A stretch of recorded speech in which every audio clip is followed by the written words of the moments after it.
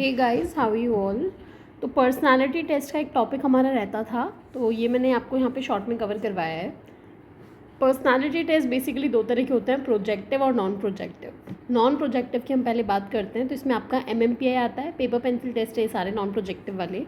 तो MMPI की full form है मिनेसोटा मल्टीफिजिक पर्सनालिटी इन्वेंट्री, और इसके अंदर 10 स्केल्स आती हैं जिन्हें आपको सीक्वेंस में लर्न करना है, क्योंकि 3-4 बार ये क्वेश्चन एग्जाम में पूछा जा चुका है ऑलरेडी सीक्वेंस में अरेंज करने को, तो वो मैंने आपको शॉर्ट्स में अपलोड किया हुआ है, तो वहाँ से आप करें।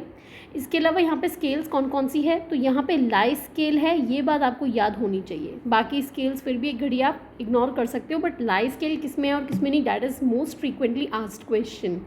तो यहाँ पे लाई स्केल है, यहाँ पे इसके अलावा कैन नॉट से स्केल है, यहाँ पे F scale, FB scale, K scale, FK, ट्रिन, व्रिन, ये सारी स्केल्स यहाँ पे हैं। ये आप लोग डिटेल में, अभी मैं आपको नहीं करवा रही, for the batch of December exam, उसमें मैं आपको डिटेल में सारी स्केल समझाऊंगी। इसके बाद आपका MCMI यानी कि मिलन क्लिनिकल मल्टी एक्सियल इन्वेंट्री आता है। इसमें लाई स्केल नहीं होता, ये आपको याद रखना है, लाई स्केल यहाँ पे नहीं होता।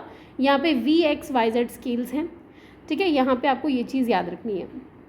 इसके अलावा आपका Allport Vernon Lindzey study of values, ये 6 वैल्यू ओरिएंटेशंस को स्टडी करता है।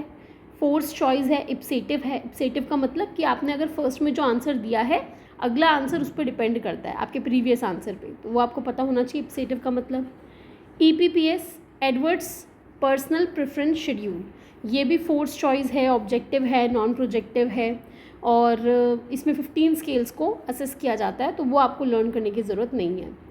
इसके बाद आपका EPQ आता है, आइजिंग पर्सनालिटी क्वेश्चनर रिवाइज्ड, इसमें लाई स्केल होता है और ये 3 डिमेंशंस को मेजर करता है, EP और E मीन्स एक्सट्रोवर्जन और इंट्रोवर्जन।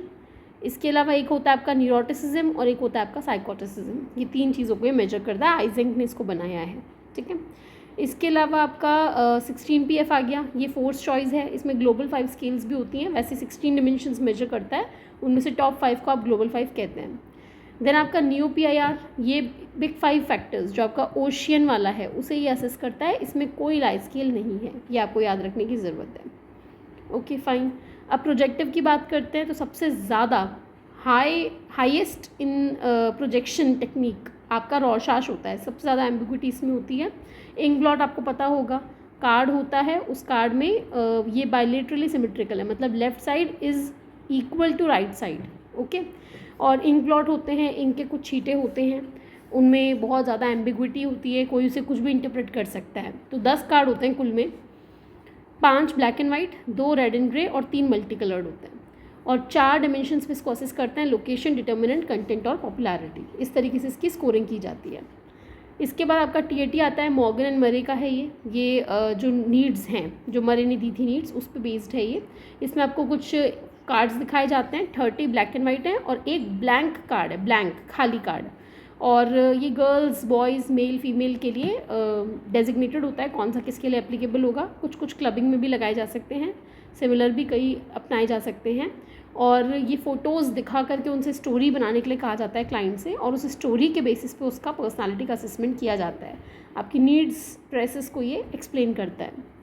सबसे ज़्यादा अगर प्रोजेक्टिव बोलें तो रॉर्शाश है, उससे कम आपका TAT है, और कम बात करें तो जैसे ड्रॉ अ मैन हो गया, पिक्चर फ्रस्ट्रेशन हो गया, सेंटेंस कंप्लीशन टेस्ट सबसे कम है। तो ये आपको इस तरीके से याद रखना है। आई होप आपको समझ में आया होगा, छोटा सा टॉपिक है, बाकी मेजरली आप इसको PYQ से कवर करें, क्योंकि क्वेश्चन इसमें सेम ही रिपीट होता है मोस्ट ऑफ द टाइम, तो कोई चीज़ नहीं है तो you can ask. Okay, bye bye, take care.